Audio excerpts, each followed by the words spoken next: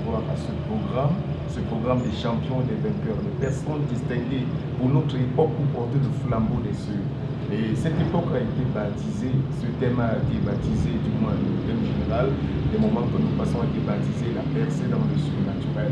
Et nous nous rendons compte que les promesses de Dieu sont des choses certaines, mais en elles-mêmes, les savoirs ne suffisent pas pour nous donner de rentrer dans ces bénédictions.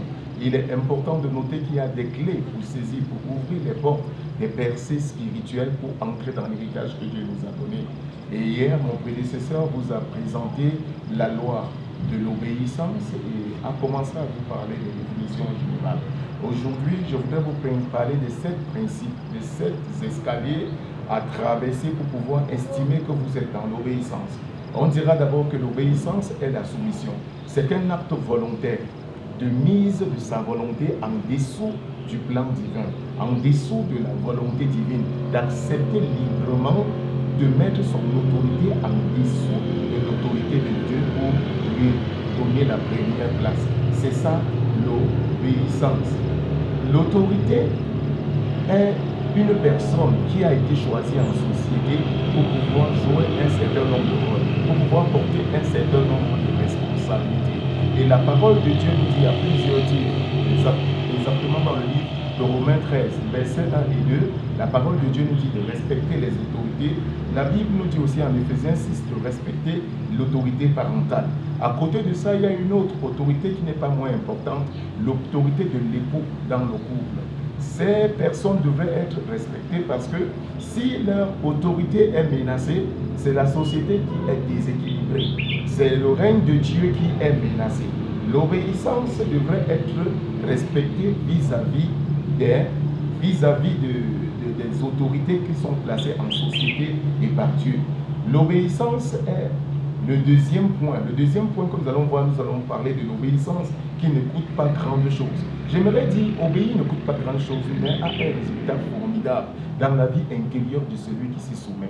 Quand tu obéis à Dieu, il y a comme un feu surnaturel qui brûle en toi et qui te motive à aller de plus en plus dans les profondeurs. Dieu te veut obéissant. Bien-aimé, tiens bien la clé de l'obéissance pour que les portes des promesses de Dieu s'ouvrent pour toi. Dieu teste son amour envers toi par ton obéissance. C'est le troisième point sur lequel on va s'arrêter pendant ces moments de partage chaleureux dans lesquels nous t'attendons le soir. Dans Jean 15, au verset 14, la Bible nous dit que Dieu attend que le peuple qui est appelé de son nom puisse lui céder la place le moment où il sollicite l'attention de son peuple. Bien-aimé, il est important que tu te soumettes. Notre formation, notre croissance spirituelle en dépend. C'est le quatrième point que nous allons aborder. L'obéissance est la porte de l'élévation divine. Si tu n'obéis pas à Dieu, les portes te restent fermées. Quoi que tu aies la connaissance des promesses, les portes vont te rester fermées. Les sacrifices ne peuvent remplacer l'obéissance. Nous allons avoir à nous étendre sur ce point particulier pour nous rappeler d'un fait. Dieu prend plus plaisir à l'obéissance qu'au sacrifice. La désobéissance vous fait du mal plutôt qu'à Dieu. Quand tu désobéis, c'est à toi-même que tu fais du mal. Tu es en train de creuser ta propre tombe et ainsi tu te disqualifies des choses que Dieu a prévues pour toi. Cette étape nous permet de développer un cœur qui obéit. La première étape consiste à demander à Dieu ce cœur d'obéissance. La Bible nous donne des détails dans Ézéchiel 36. Un esprit nouveau est la deuxième chose que nous allons demander à Dieu pour évoluer dans la dynamique intérieure des choses du royaume. Ayez la foi que vous êtes capable de porter le projet divin. C'est la troisième étape que nous allons étudier pour vous amener dans l'obéissance complète. Décidez au préalable de lui obéir par votre propre chef est la prochaine porte que nous allons ouvrir. La cinquième porte, c'est n'abandonnez pas face aux difficultés et face à l'échec. La sixième porte est de garder le cœur reconnaissant. Et la septième, enfin, est de reconnaître les conseils des personnes avisées afin de te tenir dans les promesses de Dieu et d'opérer comme la personne que Dieu a choisie.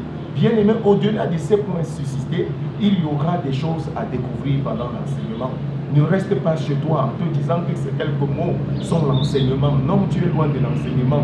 Le Saint-Esprit aime le contact avec les hommes. Et dans ta présence, le Saint-Esprit se fera la liberté de procurer davantage de richesses pour nourrir ta cagnotte. Sois béni au nom de Jésus-Christ et que l'Éternel règne sur toi. Sois obéissant. Amen.